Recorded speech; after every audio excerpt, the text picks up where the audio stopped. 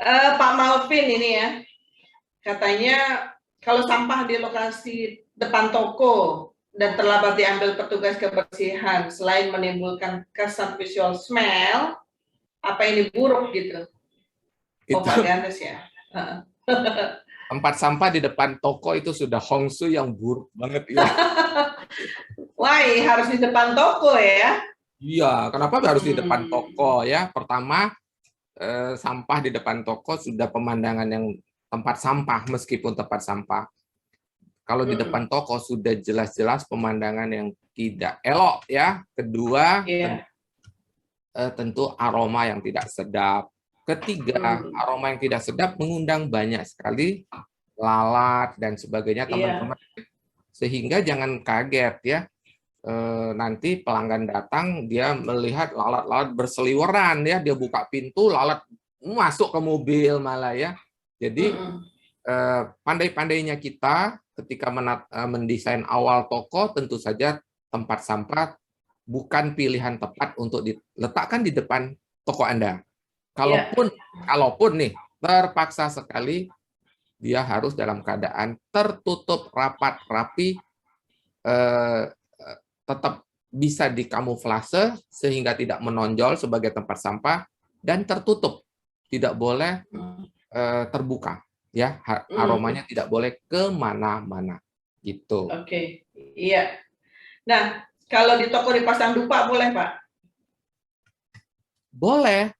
Pertama, apakah dupa itu disukai oleh oleh pelanggan Anda gitu ya, hati-hati Hmm. juga ya. Hmm. Hati-hati juga jangan sampai kalau aroma dupanya itu tidak disukai pelanggan. Sebagian besar mayoritas pelanggan kita hati-hati ya. Kalau kita terlalu fokus, ingat ya, dupa sering dihubung-hubungkan dengan Mistis. kegiatan keagamaan tertentu. Jadi Hmm. biasanya ada pihak-pihak yang eh, tidak terlalu suka, betul ya? Betul Hmm. nggak? Kalau Iya. sudah dia bilang ini mereka lagi ibadah atau lagi apa gitu kan, karena si dupa tadi ya. Kalau dianggap lagi ibadah masih bagus, Pak. Ada yang menganggap itu jampe-jampe. Iya, ada yang Ya, menganggap itu jampe-jampe, ya kan? Jadi nggak bagus gitu. oh iya, Iya, Pak. ada di budaya-budaya tertentu itu sebuah tindakan yang tadi yang Mbak Riri bilang ya, apakah itu bagian dari jampi-jampi gitu ya, penglaris kali ya. Ya, hati-hati ya. Oke. Nah, kalau toko otomotif ini ya, Mbak Ayu Clarita, aroma apa bagusnya supaya diingat oleh pelanggan, Pak? Yang jelas bukan bau oli ya. Iya, nah kita identik ya, otomatis kan di depan ada bengkel, di sebelah Iya. ada di dalam sebelah sini ada tokonya. Ketika mereka masuk ke toko kita, wah bau oli, bau minyak rem, Hmm. minyak kardan gitu ya, yang menjadi Hmm. menyergap kita. Apakah itu yang ingin Hmm. Anda sajikan gitu ya? Tetapi seperti tadi saya katakan, itu Hmm. pilihan. Iya. Anda harus mencari aroma yang disukai mayoritas dari pengunjung Hmm. Anda. Kalau perlu lakukan Hmm. survei, Iya. kemudian jadikanlah aroma tersebut sebagai aroma ciri khas toko Anda. Ketika masuk ke toko Hmm. Anda, pasti pelanggan mencium bau tersebut. Kenapa? Karena ingatan itu akan melekat. Sehingga kapanpun dia mencium lagi aroma demikian, maka dia Hmm. ingat toko Anda. Kalau Anda Iya. tadi tanya, baiknya toko apa? Ya Hmm. saya tidak bisa secara spesifik harus gitu Iya. ya, harus. Hmm. Tetapi ada contekan, ada contekan.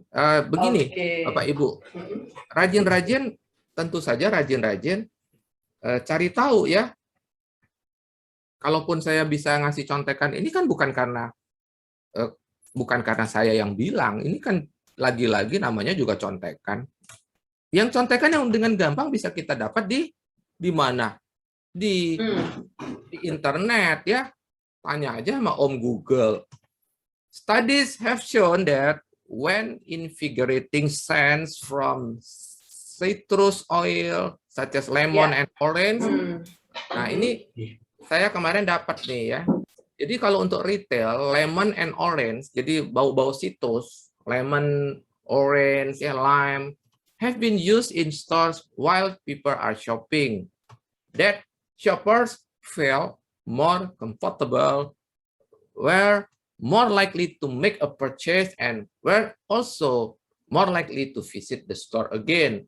Jadi menurut penelitian, bau-bau citrus, minyak yang berkelompok citrus itu yaitu jeruk, lemon, lime gitu ya, yang digunakan di toko itu membuat para shoppers merasa comfortable, merasa nyaman di toko, dan kemungkinan besar mau belanja. Nah, ini ya. Dan mempengaruhi otak untuk belanja ya. Also, kemungkinan besar dia mau balik lagi. Oke. Siapa yang bilang ini? Hasil penelitian ya. Ada banyak spesialis di dunia ini yang mempelajari ya. Bahkan ada industri yang memang khusus spesial menghasilkan aroma-aroma pesanan ya. Contoh merek kopi tertentu, ayam tertentu, itu pesan saya mau aromanya yang kayak gini. Yang di dalam aromanya tercium bau spicy-nya, mau ada ininya, mau itu. Itu di-create. Itu untuk restoran, untuk coffee shop. Tapi kita yang bisnisnya bukan makanan, nah ini contoh. Ya. Kalau Anda cari lagi, mungkin ada lagi teori lain. Mana yang paling benar? Kita harus kita uji coba. Nah, paling tidak Anda bisa coba nih, betul nggak kalau aroma dari citrus oil, lemon, orange, lime, kalau kita pakai aroma-aroma ini membuat pelanggan kita comfortable. Yang jelas, langkah pertama adalah jangan sampai orang masuk toko kita tadi bau oli tadi gitu ya. Jangan sampai bau. Tahu kan, kalau kita jual spare part kan tahu ya Mbak Riri ya, spare part kan ada bau khas tertentu ya. Spare part itu rata-rata dikasih oli supaya jangan berkarat. Iya benar-benar. Ya, mudah-mudahan menjawab ya. Oke, kita lanjut ya Pak. Ini dari Mbak Elis. Halo Mbak Elis Saputro ya. Kalau aromaterapi, apa ada rekomendasi aroma untuk toko baby shop? Baby shop. Nah, ada aroma bayi. Aroma bayi. Iya, baby shop itu ada kan iklan. Coba perhatikan, ada iklan TV sekarang bilang, baunya bayi banget. Nah, baunya bayi banget tuh kayak apa sih? Baunya bayi banget. Makanya gini, saya akan menyarankan di dalam pelajaran bagaimana menjadi merchandiser yang efektif sekaligus efisien, salah satu yang saya anjurkan, kita itu sering-sering nonton iklan, ya, bukan sering-sering nonton sinetron ya. Anda bisa keracunan kalau nonton sinetron ya. Saya dorong Anda nonton iklan, liatin iklan. Kalau Anda di bisnis retail, apapun bisnis retail Anda, kalau tadi kayak Bu Elis bilang baby shop, ya sudah.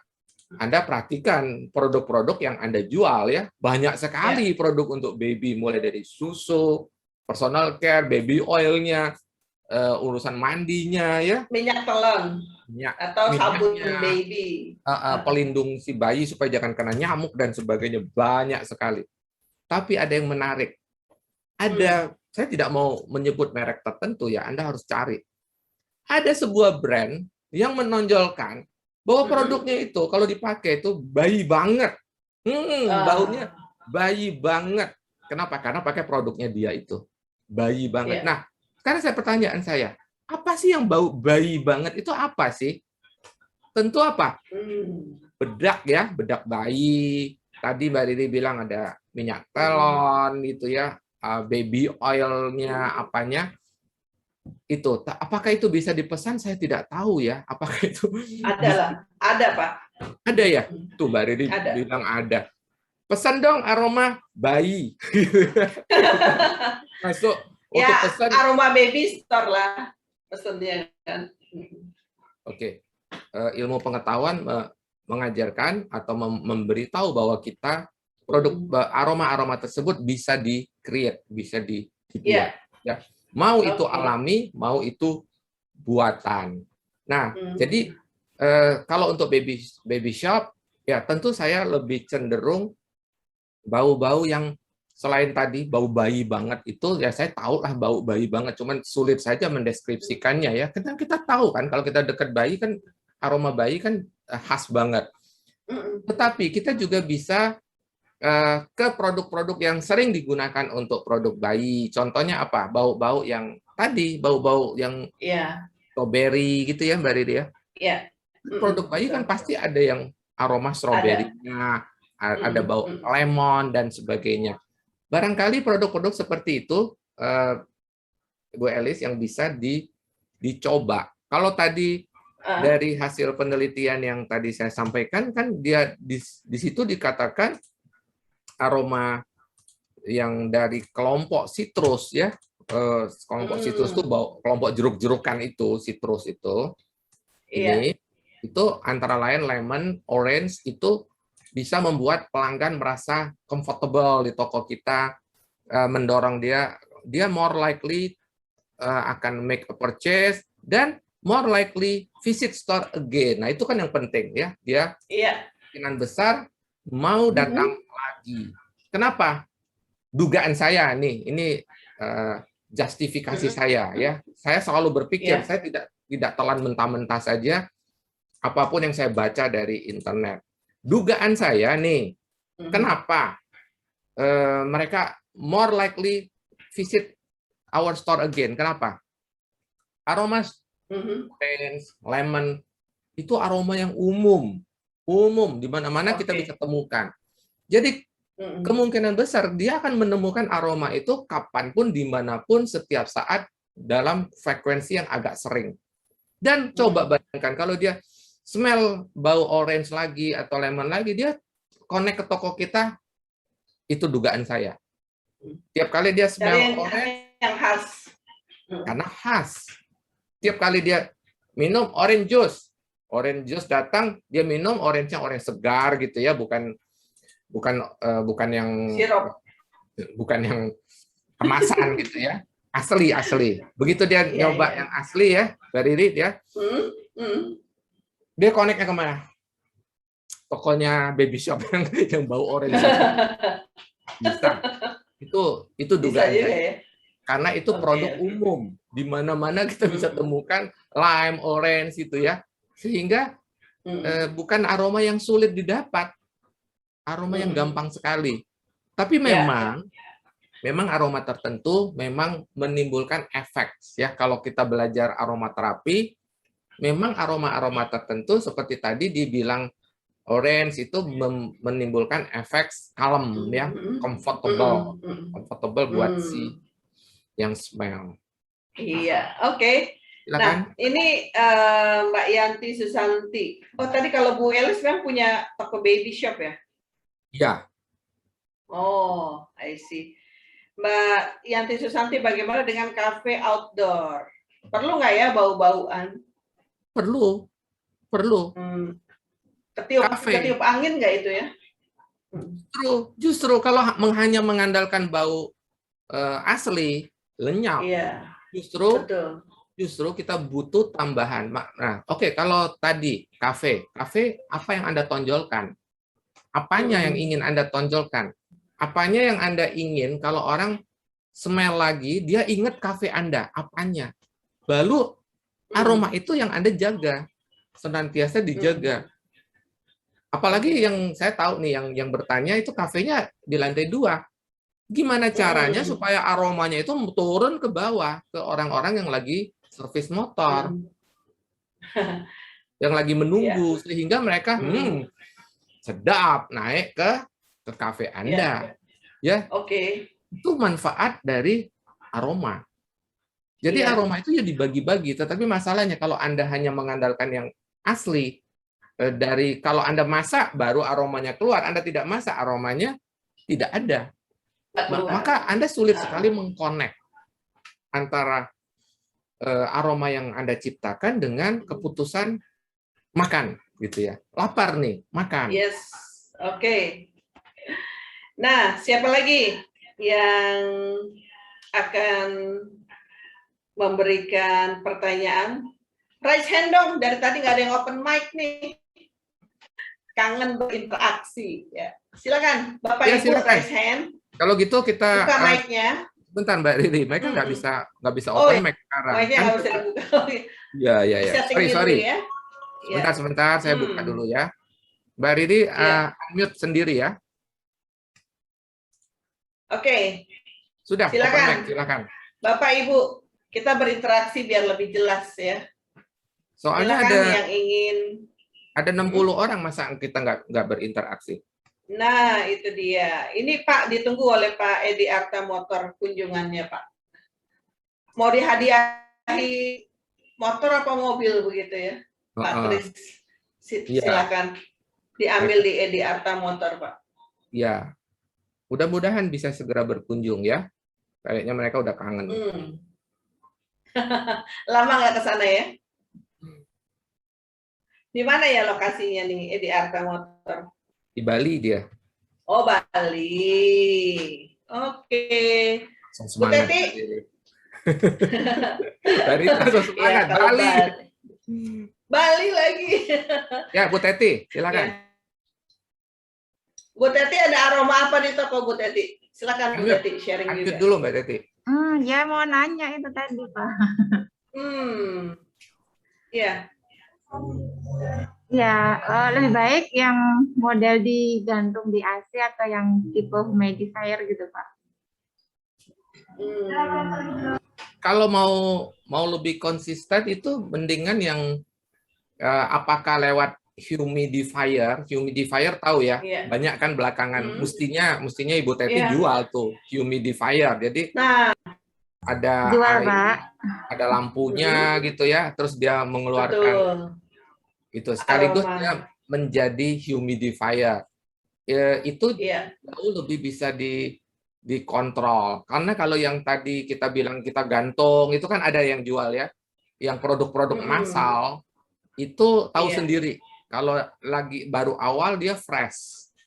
Tapi setelah 3 minggu, 4 minggu, baunya berubah. Ya, Mbak Riri tahu kan? Iya, tahu. Saya tidak pernah pasang seperti produk-produk itu yang padat, yang digantung dicantol-cantolin itu di mobil, nggak pernah. Di kamar mandi nggak pernah. Kenapa? Karena saya nggak suka setelah 1 minggu 2 minggu dia baunya berubah. Baunya menjadi nggak enak ya? Nggak enak, betul. Apalagi di dalam mobil. Waduh, after smell-nya itu luar biasa jeleknya. Nggak enak, iya betul. Nggak enak sekali. Jadi saya menghindari. Jadi kalau boleh saran untuk toko retail, lebih baik kita pakai yang apakah yang pakai burner sehingga keluar aromanya, atau sekalian menggunakan humidifier yang bisa ditetesin. Tetapi lagi-lagi konsistensi.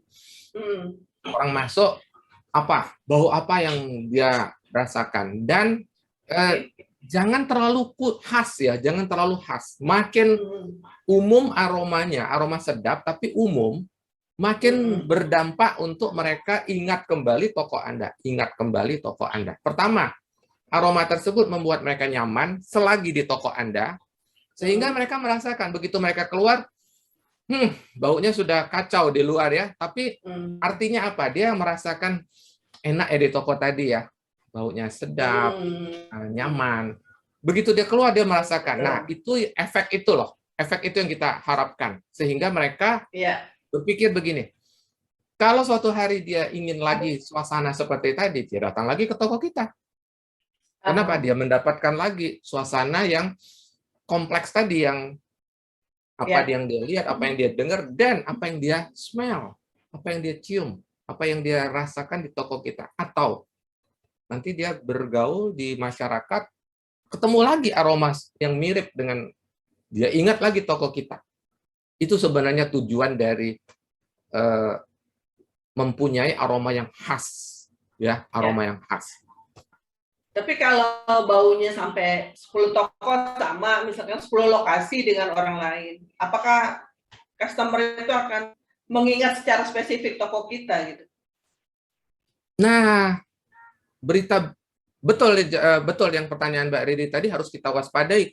Kalau toko lain juga menggunakan trik yang sama, sayangnya pengetahuan ini kan jarang, Mbak Riri. Pengetahuan memperhatikan pentingnya aroma itu masih sedikit yang memahami, ya. Ya paling-paling Bapak Ibu yang dengar ini nih sekitar 56 orang ini. Tapi Mbak Riri, memangnya 56 orang ini nanti pulang akan research, akan cari aroma buat tokonya? Enggak. Dari 56 ini kalau 10% aja bertindak udah bagus banget. Iya. Nah, itu berita baiknya, Mbak Riri. Berita baiknya, meskipun berita baiknya, satu, pengetahuan ini masih jarang. Kedua, kalaupun dia tahu, apakah dia akan bertindak? Belum tentu. Jadi, sebenarnya apa yang saya share ini, kalau Bapak Ibu pungutin ya satu demi satu dari minggu ke minggu, benar-benar dikerjakan, toko Anda akan jadi toko yang berbeda. Toko Anda menjadi toko yang bukan kebanyakan. Bukan just another store, ya. Bukan sekedar toko grosir lain, bukan sekedar baby shop yang di antara puluhan baby shop yang ada di kota saya. Bukan sekedar toko, bukan sekedar otomotif shop seperti kebanyakan.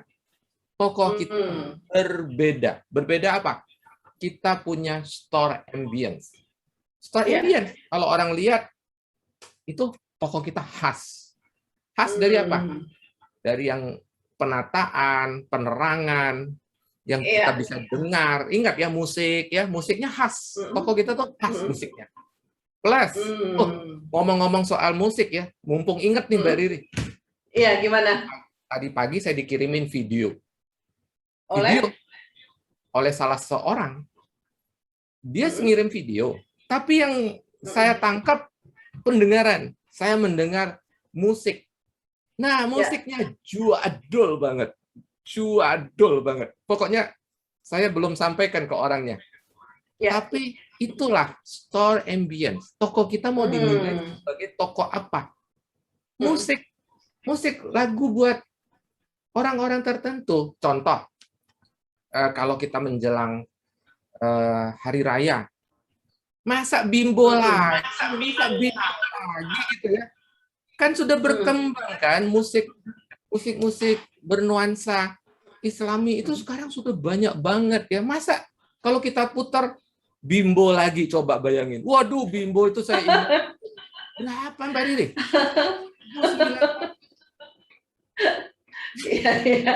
Masa bimbo lagi? Itu saya kalau masuk toko ya, muternya lagu menjelang Lebaran itu bimbo, aduh, saya terlempar ke masa saya jadi store manager itu loh. Itu musik, ya, mau tidak mau zaman itu tidak ada pilihan. Ya, lagu-lagu Lebaran, lagu bimbo. Hari ini begitu beragam musik untuk diputar. Ini hanya contoh ya, hanya contoh. Tadi pagi saya juga begitu ngerasain. Lah, ya ampun, lagu pilihan lagunya kayak gini gitu ya. Ini toko jadul banget. Katanya kita sok-sokan ngomong gini. Oh, target market kita milenial. Kalau kaum Z belum ini ya. Kebanyakan belum punya baby ya. Oh ya, saya bocorin. Yang ngirim video itu adalah salah satu toko baby shop. Nah, kalau kaum Z kan belum punya anak nih, Mbak Riri. Kaum Z kan belum punya anak. Baru 20 hari ini. Sekarang mereka baru 20, kecuali mereka kawin muda ya, mereka punya anak. Tapi pasti milenial dong sekarang ini yang lagi punya baby. Kaum milenial, babynya masih punya baby, masih punya anak umur 10 tahunan, itu kaum milenial sekarang ini. Mereka lagi punya anak.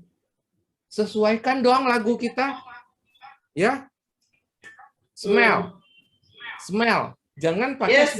warna aroma-aroma yang jadul, jangan ya. Yang bau kemenyan gitu tadi ya. Kalau zaman dulu kemenyan eksotis ya. Kalau zaman sekarang kan jadi menimbulkan kecurigaan. Baik, itu ada yang angkat tangan dari namanya Enggak, itu ya. Bu Rina. Siapa? Bu Rina angkat Bu tangan. Rina. Kok di saya nggak? Coba Bu Rina boleh open mic-nya. Ya, Selamat pagi Bu Rina. selamat pagi Bu Mbak Rina. Riri. Iya. Silakan. Masalah aroma tadi, Pak.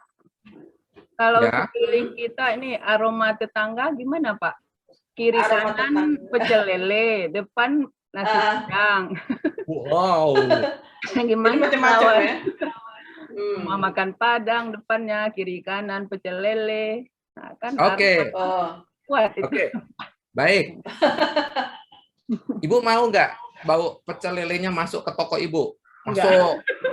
Ayam goreng, pecel lele. Mau nggak, Bu? Jangan sampai ya. Oh, saya punya jawabannya. Ini adalah ilmu very basic ya. Ini masuk di basic principle of retail business. Apa yang Ibu keluhkan tidak akan terjadi, Bu. Ini saya kasih ilustrasi, Bu ya. Ibu kan tidak mau aroma-aroma si lele tadi masuk ke toko kita ya. Ini pintu gerbang toko Ibu. Pintu gerbang toko Ibu. Ini garis demarkasi antara serangan lele dan toko kita. Toko kita di dalam. Ini wilayah toko kita, ini luar, Bu. Luar, sisi luar ya. Ini barangkali tidak 3 dimensi ya, tapi itu luar, Bu. Ini toko kita. Kita tidak ingin serangan aroma lele, ayam goreng, apalagi ya masuk ya, betul. Itulah mengapa di salah satu pelajaran saya, makanya ini apalagi Bu Rina ini bukan orang yang asing ya, beliau bolak-balik masuk ke kelas saya. Oh, pakai air curtain. Inilah kenapa kita harus pasang air curtain ya, tirai udara. Air curtain ini menyemburkan harus kencang ya, si air curtain ini harus kencang, Bu. Dia harus kencang karena dia akan menjadi tirai sehingga aroma, debu, suhu panas dari luar itu ketahan, nggak bisa masuk. Harus kencang ya dan harus rapat. Si air curtain itu harus rapat. Nah, ini loh contohnya. Contoh nih Mbak Riri. Meskipun nih pengetahuan ini saya berikan, berapa banyak dari berapa nih? 50. Wah, ini makin susah. Makin banyak yang lari. Dari 54. 50, kalau di saya masih 56. Kalau dipotong Ya, kita 54. Berapa banyak dari 54 orang ini yang tokonya sudah dilengkapi air curtain? Air curtain. Sehingga ketika orang katakan pintunya ada kacanya, kalau Mbak, oh gampang tadi, tambahan kedua, ya pasangin kaca Mbak. Ibu Rina pasang kaca. Pasti Bu Rina nggak mau pasang kaca. Nah, pasangin kaca, pasangin air curtain, tidak akan masuk si aroma itu. Kalau pintu lagi dibuka, pelanggan keluar, pelanggan masuk, air curtain-nya menyelamatkan pertahanan dari serangan lele dan lumba-lumba tadi. Lumba-lumba, iya, betul. buaya gitu ya. Oke. Itu gunanya air curtain. Apalagi kalau rumah makannya itu ala daerah yang misalkan dia menonjolkan aroma pete, jengkol. Wah, itu badly banget deh. Masuk dah ke toko kita ya. Jadi kita belanja sambil mana nih pecel lele gitu ya. Baik dia harusnya belanja di toko Ibu Rina, dia pikirannya lapar nih, pecel lele nih. Bagus nggak? Ya? Bagus nggak buat kita? Nggak bagus. Sangat merusak selera belanja itu ya. Baik-baik mau belanja 60 menit, jadi tinggal 20 menit. Kenapa dipikirannya apa? Lele cobek nih ya. Sambal terasi nih ya. Ya sudah dah. Oke.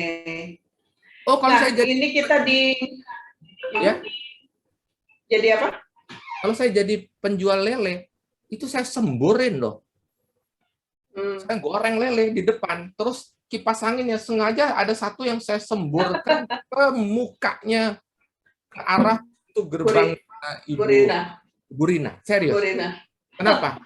Karena dia lihat tokonya Burina itu tiap menit didatangin puluhan orang. Tiap menit. Wow, ini market saya ini.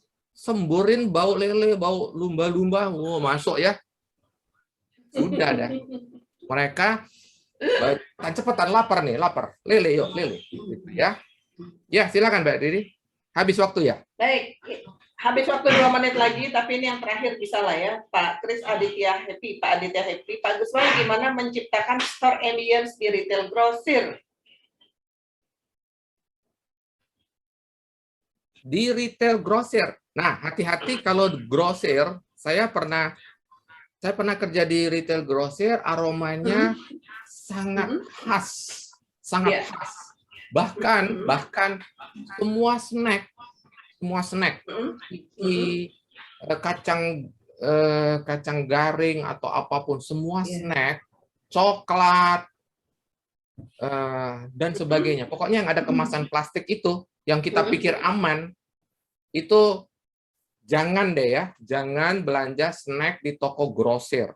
Toko grosir yang isinya karton-kartonan, jualnya beras, tepung, gula, rokok. Wah, itu saya hindari banget beli snack di toko tersebut.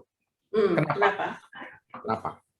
Karena semua snack, semua tadi barang-barang yang bisa kita makan, ada aroma beras, ada bau beras. Seperti kita lagi makan di gudang beras.